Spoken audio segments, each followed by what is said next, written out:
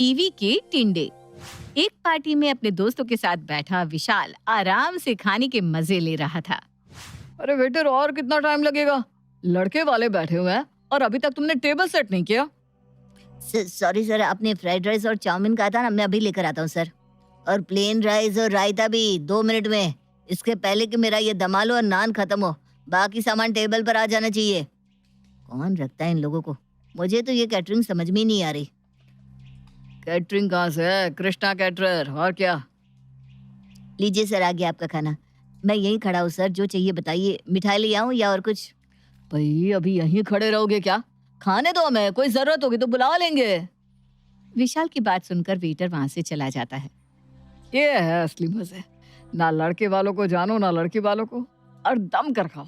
यही तो जिंदगी है, यही तो असली ऐश है। इस बूंदिया रायते की बूंदी और खड़ी और कुरकुरी रहती ना तो ज्यादा मजा आता नहीं। इसके पहले वाली शादी में हम गए थे, उसके खाने की बात ही कुछ अलग थी यार। अरे धीरे बोलना, वरना किसी ने सुन लिया तो घर जाकर वही दाल चावल खाने पड़ जाएंगे। तभी विशाल का फोन बजता है।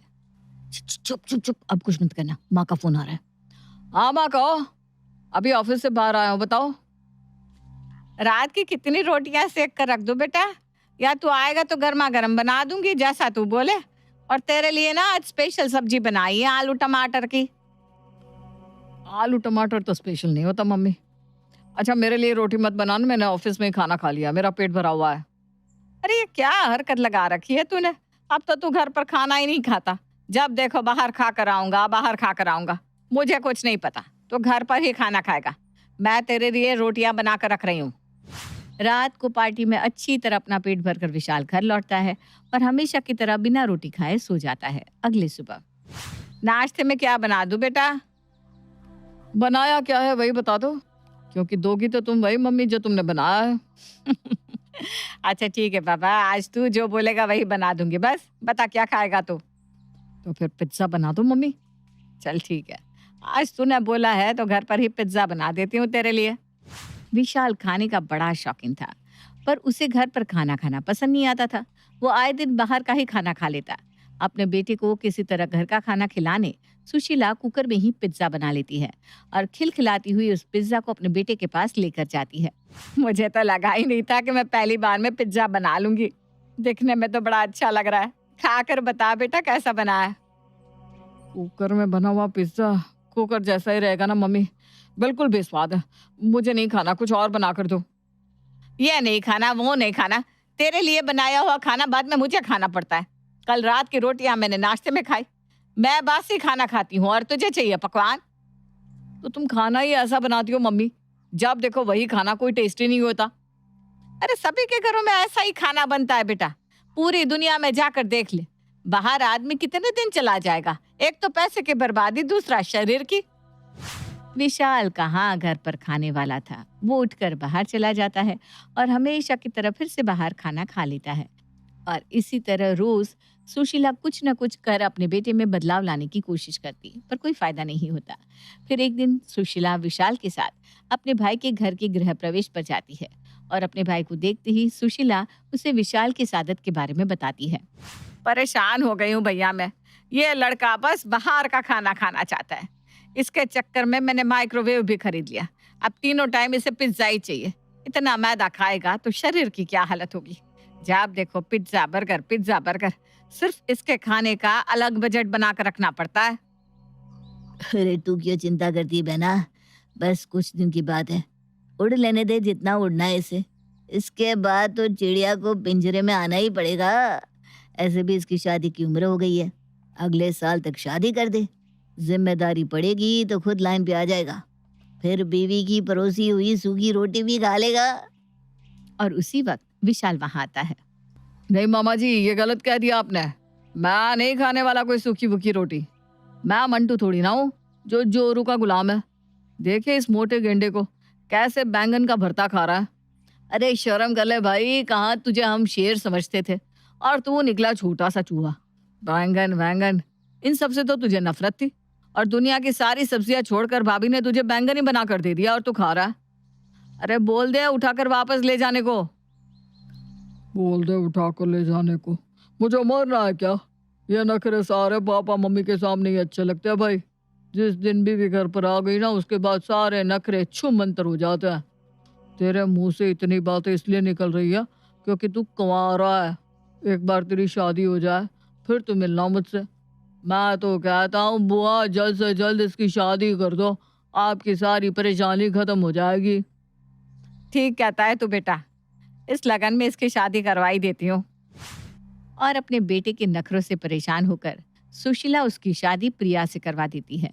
बहू बनकर प्रिया आती है सुशीला के घर। अब घर में शादी थी तो हलवाई तो आने वाला था, इसलिए 2 दिन तक तो विशाल ने किसी से कोई कंप्लेन नहीं की। पर जैसे ही हलवाई घर से गया, विशाल के नखरे फिर से शुरू हो गए। नाश्ते में प्रिया विशाल के लिए टिंडे बनाकर लाती है, जिसे देखते ही विशाल ऐसे चीखता है मानो किसी ने उसके प्लेट में सांप और बिच्छू रख दिए हो। ये सब क्या है प्रिया? मैं ये टिंडे विंडे नहीं खाता। मम्मी ने तुम्हें बताया नहीं था क्या? मुझे बाकी पतियों के जैसा समझने की भूल मत करना प्रिया। जो तुम सामने सूखी रोटी रखोगी और मैं वही हंसते हंसते उसे पूरिया समझ कर खा लूंगा। मैं वैसा नहीं हूँ। विशाल की बात पर प्रिया कोई जवाब नहीं देती। वो सीधा विशाल के सामने से खाने की प्लेट उठाकर किचन में चली जाती है।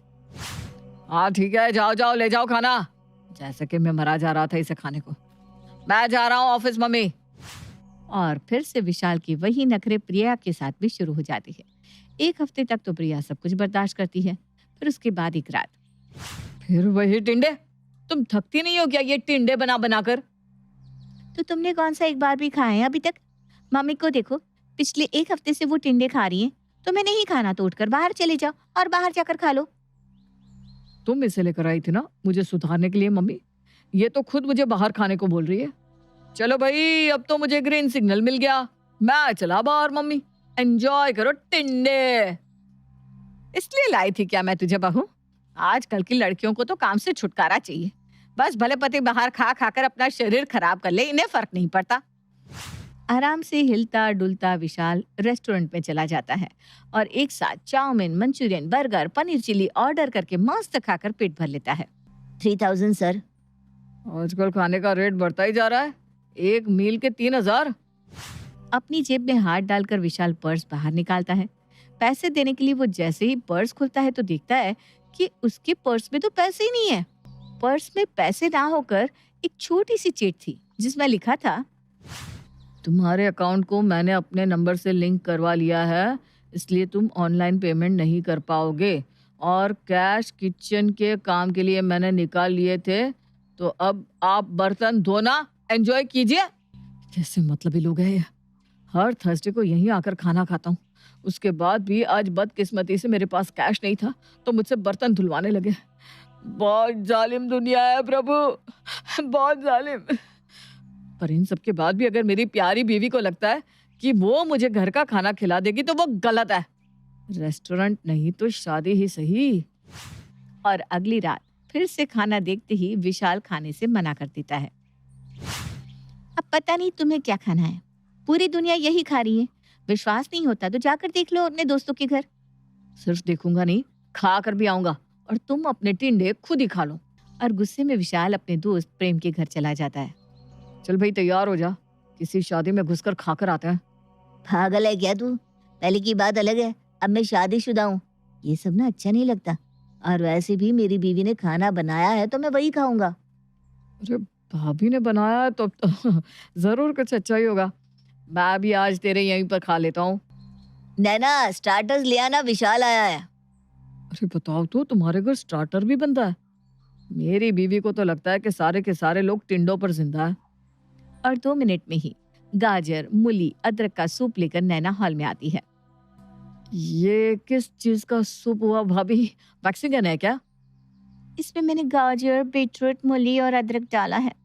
Very very good for health. ये क्या है भाभी?